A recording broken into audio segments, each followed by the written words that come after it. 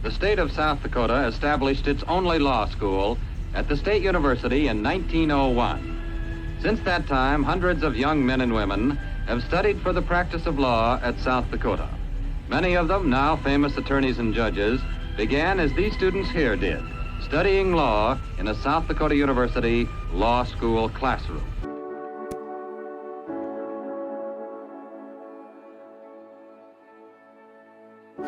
In 1901, Senator Thomas Sterling and Ambassador Bartlett Tripp really wanted the law school to be the place that produced South Dakota's leaders. And 125 years later, I think that's absolutely been true. 5,000 lawyers who've gone out and served their community in important ways and continue to do that today.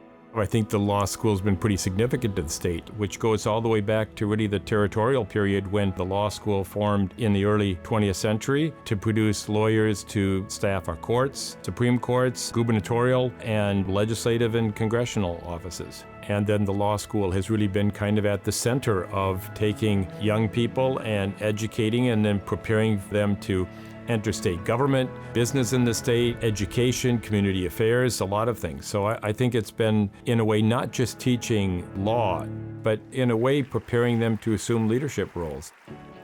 My husband and I started a business, and neither one of us are practicing law now. That legal education, we will never regret. And it also gives you, I think, credibility.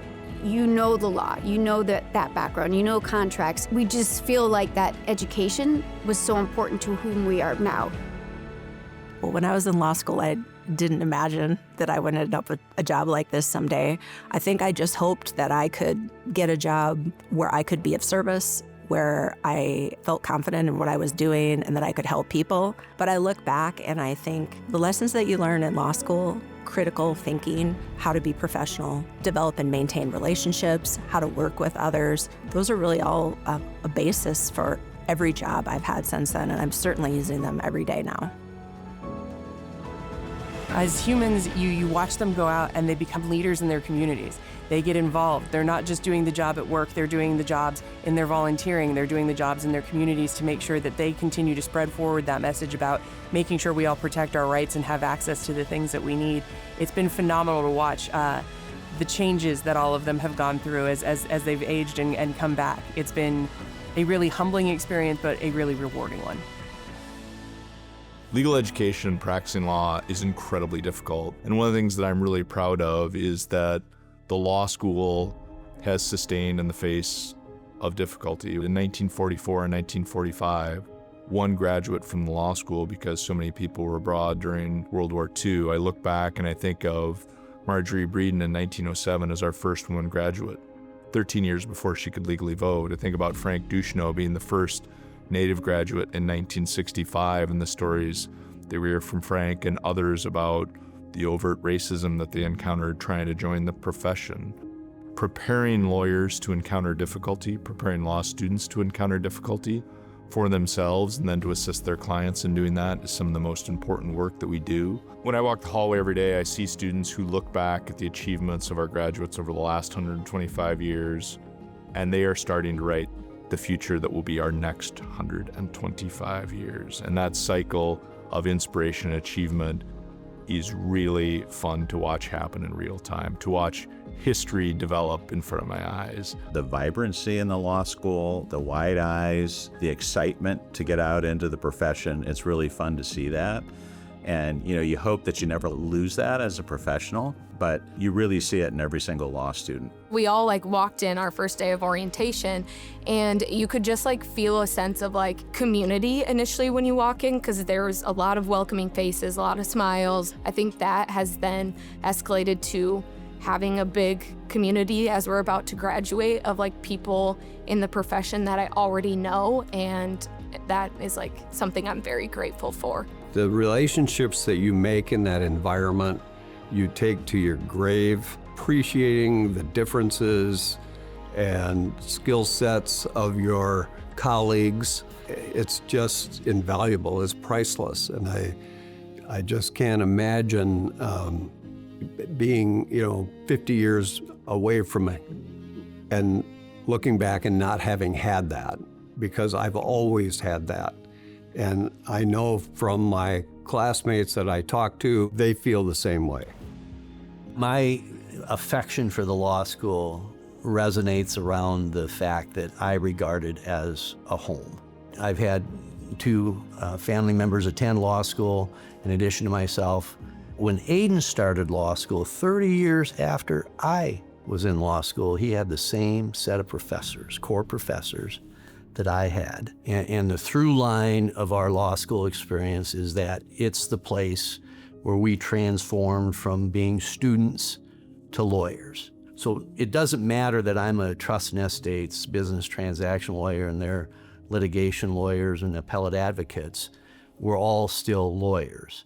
And the law school is the place where we found that truth. Being a lawyer is like a craft. It's something you have to work at all the time. And always, like almost all our faculty, I was always like there. You're out there, but I'm still like your teacher. And if you have questions, you should feel free to always stay in touch. I get phone calls from alumni asking questions the day before trial and the weeks leading up to trial. To be trusted like that is a great gift. I learn more from the students really than they learn from me. For one thing, they keep me young, or at least I think they keep me young. Did they mention the dumpster? Yeah, well, these things happen. He was trying to figure out a size for a sign that would go on a building. The idea is, let's go down to the big dumpster that they have outside of the law school where they've been dumping all of the materials that they're ripping out of the dean suite, and let's just see if there's somehow something in there that we can use. We're both up on the dumpster looking into it, and he finds the ceiling tiles that they had just thrown away. They're wet because it had been raining. So we take them back up to his office. We draw out the sign so that we could see how long it was gonna be, and it ends up not working. I think he went with a different measurement. To be able to have those memories with him too has been really profound to the way that we look at the law school, for sure. When we were 1Ls, there was a group of law students playing hacky sack in front of the law school, and a group of the professors walked by and they took note of the fact that this group of students was playing hacky sack and not studying.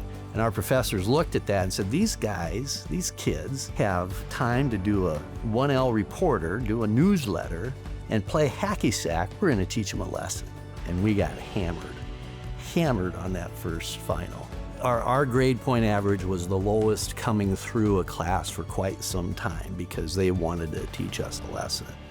But we all came through, and out of our class of 1988, we had 7 judges. We have the Chief Justice of the South Dakota Supreme Court. We've got 2 state bar presidents, Bob Morse and myself. And I think we showed them. We don't have easy jobs in any portion of the law. It's not something that anyone can do. And I think the law school does a fantastic job of it already, but just making sure that you're taking care of yourself, making sure you're taking care of your friends. At the end of law school, every single person you graduate with is going to be a colleague in some fashion. I think in the next 125 years, I hope that the bar continues to foster a support system of civility and kindness and warmth. I think that we all could use that, especially in the line of work that Kyle and I do. In the next 125 years, I think we become the example of doing law school the right way. Experiential and doctrinal knowledge blended together to make sure that you're the best young lawyer that you can be when you get out of there, with the knowledge that, hey, when you have some more of that knowledge, come on back and share it and push it forward. If USD grows, the law will grow in South Dakota, and that will be a good thing for people. That will be kind of the pulse on the state of the law in South Dakota. I think that the law school is probably at its brightest spot that I've ever seen. The standard of excellence that has been set is really set the law school up for future success. And I always tell young students who are starting law school, you forget about the stress and the worry about exams, and you just remember all the pleasant things and the camaraderie that warms my heart today to think about it. I'd never thought coming to law school that I would leave with a strong sense of self, and that I would leave being so confident in myself academically, professionally, and personally. Well, we wouldn't be here without it, because that's where we met, made a connection, and now we've built a life. Yeah, we have an 8-month-old daughter who we say, if you want to go to law school, you can. Everybody that's here is here because we love the law and we're dedicated to making sure that the next generation can do the things with it that are absolutely necessary for us. While there's new paint on the walls, the heart of the place is the same. I mean, no one could have predicted the things that would face the law school in 1901 over the next 125 years. 2 world wars, pandemics, the evolution of technology of a variety of kinds. And so as we look forward 125 years, there's no chance we know every issue that's coming. But we do know this, that guided by values of excellence, service, and leadership, we're ready to meet the challenge of whatever comes our way. And we see that from our response to the last 125 years of history.